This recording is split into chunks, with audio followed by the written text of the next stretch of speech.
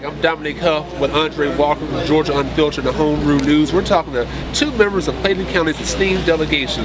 I have State Rep Sandra Scott here, and I have State Rep Mike Glanton here. Now, Mike Glanton, you may remember him, folks, House Bill 1089, which made tonight possible. Mr. Glanton, how do you feel about the events this evening? Well, actually, it's House Bill 1009. 1009, and I appreciate the question. It was important to Clayton County, not just from my perspective, but from a delegation perspective. This is the leadership that's indicative of this particular delegation, and so it was a combined effort, not only with our delegation, but delegations around the state. And as he mentioned to me earlier, Andre, is how did we possibly get this done through a GOP-powered legislature in this particular year? Well, you do that by having a bipartisan mentality, working across the aisle on issues that you agree with, and then sometimes you get a chance to operate with people and move either yourself toward them or them toward you in issues that you might not be so clear about. But this was one of those opportunities that they recognized, as we recognized here in Clayton County, that this is important not just for Clayton County. As stated in the commissioner meetings a few minutes ago, this is an issue that will impact this region and the entire state of Georgia in one way or another. And folks, bear in mind, Clayton County was one of the original 5 counties when MARTA was first proposed. It was Clayton, Gwinnett, Fulton, DeKalb, and Cobb. So this will be county number 3. So this is groundbreaking and monumental here, to where this could possibly open up the doors next from what I'm hearing from Gwinnett County. And Ms. Scott, how did you feel about everything this evening?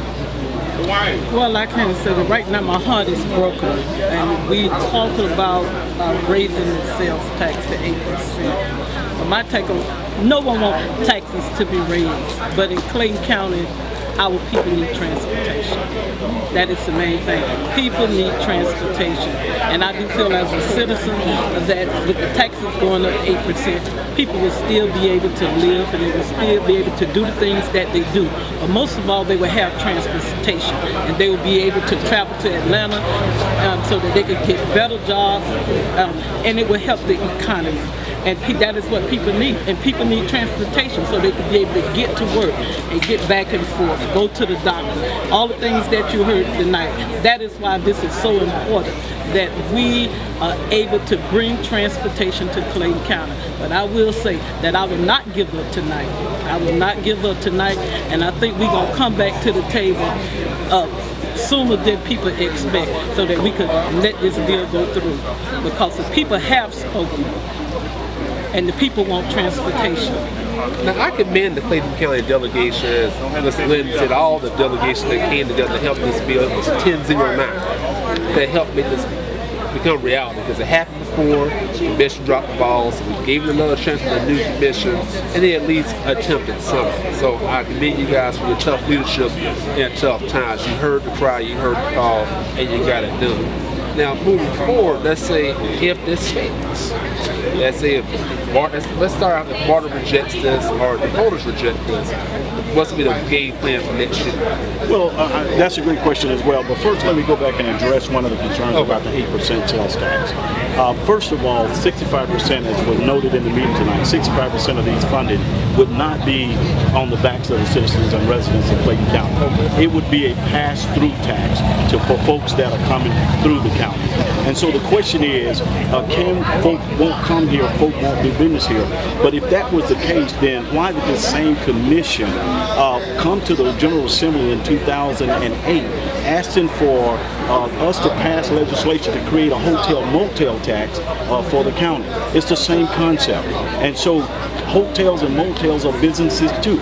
So are we in the business of choosing losers and winners? Should we say that we put in a hotel-motel tax because hotels and motels are losers, and we're not going to put it in because potential future businesses are not coming into this county? The other thing you have to consider is that most of the businesses that come into this county as well as this region in the state are receiving some sort of incentive package. Right. In the forms of reduction in taxes or total elimination in taxes. What that translates to me is that the people of Clayton County are trusting these businesses by giving them packages to come into Clayton County and making sacrifices for them to do that. They're trusting these folks to come in and do business with us. And we're giving up the money to do it. And so my thing is simple. Why aren't they trusting us? Why aren't the citizens of Clayton County being trusted when we say with an 8% sales tax, we're going to do everything we can to help in the effort to attract businesses, to retain businesses in Clayton County? We are not giving the people a voice to be heard. Now, some would argue that their voice is the 5 commissioners sitting on that board. In some respects, they're right. Yeah. But here, for this particular issue, then it would be detrimental to us as a community not to hear the loud and clear voice of the people, to the tune of 80% of those surveyed and 65% of those in 2010, and then 80% of them now. It's a no-brainer.